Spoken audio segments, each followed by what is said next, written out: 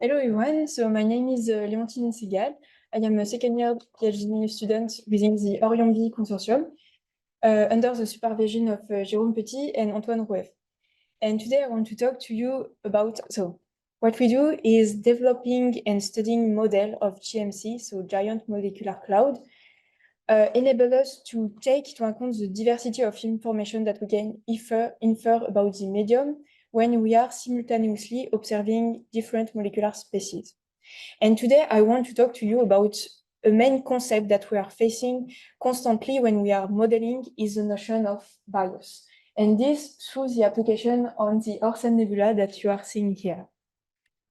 So we aim better understanding key processes that turn GMC into a conducive media to form stars.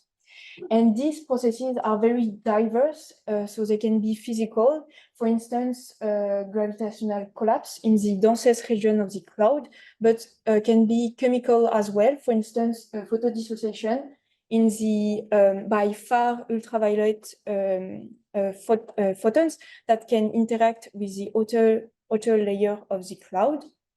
And to probe this diversity of region, we observe the cloud at a frequency that corresponds to molecular species known to be sensitive to these underlying processes. And more particularly sensitive to characteristics, yes, such as descriptive variables, such as the volume density of the most abundant species in the cloud, so H2, and the kinetic temperature of the gas as well. And so the question is, from this emission line, how can we extract this descriptive variable? So when we talk about extracting a given quantities, properties from an observed, a measured phenomenon, we talk about modeling, which means given a simple description of this phenomena with a set of descriptive variables by making assumption and inject a priori knowledge that we have about this medium. And this simplification may induce a bias. A bias is a systematic error between a quantity that we infer and a ground truth value. The thing is, except if we are working on simulated datasets, there is no ground truth value to reach in the nature. So there will be always a bias. It can be removed. The question to ask is more, is this bias is negligible enough so that the corresponding model is useful to solve a given problem and be useful to a given purpose. So for instance, the first transition of the peak intensity of the first transition of 12CO emission line is a reliable probe to kinetic temperature of the outer layer of the cloud, since the species is merely at the LTE and optical stick in a typical GMC medium. But when affecting this value of all the gas layer along the line of sight to infer a column density of the thinner tracer 13CO, Castet and al. Reported that this simplification lead to unreliable estimation map of the column density. So we see that the confidence that we have on estimation results may deeply depend on a priori that we inject in our model. So this motivates us to investigate on the influence of a priori may have on estimation results, and this through the application, the analysis of the Orsen Nebula. So the region of the Orion B that you've seen before appear as an ideal template for doing that, since the complex is not too much complicated for a start, while show translucent gas, Starland dance score, and PGR, and thus covering a huge diversity of different physical regimes. So to shortly present you the dataset, so on the left, you see the peak intensity of the available emission line. So the CO isotopolog first transition of 12CO, the two first transition of 13CO and C18O, and first transition of C8CO plus and H13CO plus. So the field of view is composed of around 1000 pixels, and in each of them, we have a measured spectrum. Each of this spectrum is composed around 100 velocity channel. You see that each line shows a different morphology of the cloud. And since tracers are probes of different physical origin, this may indicate that each line actually containing not a similar information about the medium. And moreover, it's a point that Lucas talked about previously. You can see that some lines are much more detected than in other. For instance, 12CO in regard of H13CO+. So the result is that we are dealing with some signal-to-noise ratio that can be different from 100 of magnitude following the line that we're observing. And the question is, okay, from these very sparse DataCube datasets, how can we infer the volume density of this nebula, the kinetic temperature of this cloud? So to detail you a possible methodology to do doing so, I will focusing on a single line of sight for a start, the one indicated by the easternmost black cross, and by simultaneously analyzing the CO emission line. So you see here the spectrum, the measured spectrum in this line of sight of the available emission line, and to relating this emission line, this spectra, to physical quantities of interest, which mean kinetic temperature and density, we need a model. So we model each emission line with the radiative transfer equation exploited here. And the model spectrum S, you see that it depends on mainly the excitation temperature of the line and the opacity profile as well, or to make it simple, the optical depth of the line. And both of these quantities are related to physical property that we try to infer, kinetic temperature and density. So we use a radiative transfer code RADEC to compute Tx and tau from a given input that we try to model. And by fitting this model and try to minimize the chi-square between the reconstructed spectrum and the measured one, we can infer the corresponding in this line of sight density and kinetic temperature. And to infer spatial distribution of kinetic temperature and density in the nebula, we can iterate this process in each line of sight of the field of view.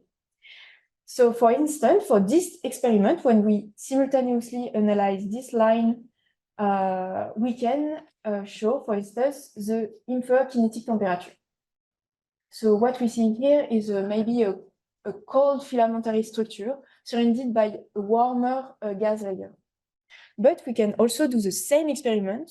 Instead of observing C18O, we can, for instance, okay, let's choose to analyzing HO+. You can see that the inferred temperature, the spatial distribution, is in overall warmer than the previous one, since the cold filamentary structure has disappeared. But we can also choose to observe only 13CO and C18O, and by fixing the abundance between the two observed tracers is a routinely assumption that we made in astrophysical work. Yes, just to information, we in our line of sight that in which the estimation of the kinetic temperature is too inaccurate to be interpretable according to a statistical criterion that we use. It's called the Kramer-Rao-Lauer bond. And we can also study, so what happens if for the same species that we observe, we decide to change a little bit to refine this assumption ratio by, for instance, increasing the amount of 13CO in respect of C18O. And again, the spatial distribution appears in overall colder than before. So each experiment leads to a different result. So it's a qualitative observation. But if we want to know how cost in the estimation temperature in the estimation of the kinetic temperature, how cost to make an assumption rather another one, how much the estimation can be changed by making some assumption instead of another one, we want to quantify this sensitivity. So to do so, it's about comparing two experiments, so experiment between them. So for instance, we want to compare this experiment and this one, how much the kinetic temperature has changed between the two. So to do so, we do a 2D histogram of the estimation of the kinetic temperature. So each pin that you are seeing here is a certain amount of line of sight indicated by the color for which the estimated kinetic temperature under a certain experiment is given in the y-axis, in the x-axis, sorry, while the kinetic temperature estimated for the other experiment is given in y-axis. And what you see is, so we can compute for each line of sight the differences between the estimation and make an average of these differences and a standard deviation as well. So the further the mean of this difference deviate from 0 for the green line, and the more we are faced to a systematic differences between estimation. So in this sense, we can interpret this mean as a bias. And the standard deviation of the scatter plot can be interpreted as a variance around this bias. So in this case, we see that even if map previously showed seems very different, the bias and the variance seems to be negligible. But we can also look for, so we can also studying other estimation kinetic, other parameter, for instance, the Coulomb density of HCO plus, or also again with comparing different experiments. And in this case, you see that the average of the scatter point is located on the green line, so there is no significant bias, but you can see that for low regime of Coulomb density, the same line of sight can be the density in the same line of sight can be estimated with the differences of a factor of 4, indicated by the red line. So you see, we are here we are confronted in a high variances issue. And if we are looking on, for instance, the estimation of volume density, you see here that in this case, the scatter plot is very shrinked, so the variance is reliably low, but we are here with a systematic differences for a single line of sight, which means a line of sight, just by refining the abundance between spatial that we analyze, can lead to 1 order of magnitude of density, which is enough to conclude on the identification of a filament from a dense core. So it's a huge impact of interpretation of result estimation. So just to quickly finish, we can summarize this kind of histogram by a single value, the root mean square error, by taking into account both bias and variances. And with this single value, we can have an overall of comparate a lot of different assumptions between them. So what we see here is each cube corresponds, the color is given the RMS, so the lower is the greener is the square, and by comparing all assumptions that we can make. And what we find is that Coulomb density, the estimation of Coulomb density is robust, whatever the assumption we can make, which means we can change the observed line that we choose or the abundance ratio that we inject in the model. But some other estimations, such as kinetic temperature and volume density, and also properties of low SNR line, are much more sensitive to a priori that we inject, and thus indicate that we are more to be careful following the quantity that we try to infer. Another interesting result is the fact that even if kinetic temperature and density are individually very sensitive to a priori knowledge, just by making the product of this, which lead to the thermal pressure, we find that this parameter was much more robust than the two parameters individually. So just to finish, to summarize about the next step of this, because as we said previously, when we do modeling, we inject bias, and when we quantify, we saw that model lead to bias estimation result. It can be from two reasons. So the first one is maybe the data that we observe are not sensitive to the descriptive variable that we try to infer. So it's a possible track to explore, adding some different tracer. But the other part is, okay, maybe the model that we use is just too simple to infer property of interest. And so if we are interested in that, it's exactly the purpose, the subject of the PhD that we are doing with Antoine and Jerome is about trying to refine modeling of radiative transfer emission line by taking into account inhomogeneity along the line of sight. So it's ongoing work. Thank you so much. And question, yes.